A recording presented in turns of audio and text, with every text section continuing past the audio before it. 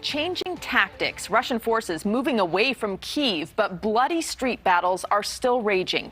Ukrainian President Volodymyr Zelenskyy says Russian forces are leaving behind, quote, complete disaster as they retreat from the north. He's urging residents to wait until the danger has passed and warning of difficult battles ahead.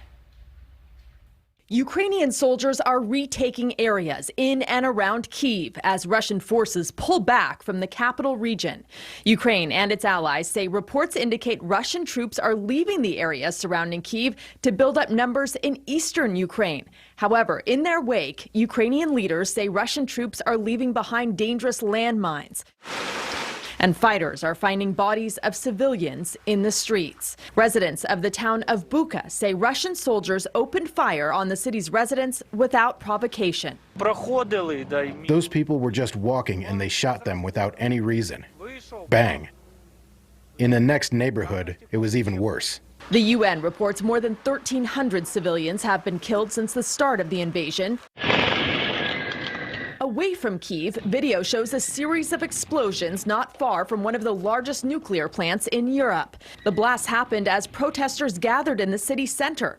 4 people were injured. At the infamous Chernobyl nuclear plant, Ukrainian officials say Russian troops started leaving the site after getting significant doses of radiation.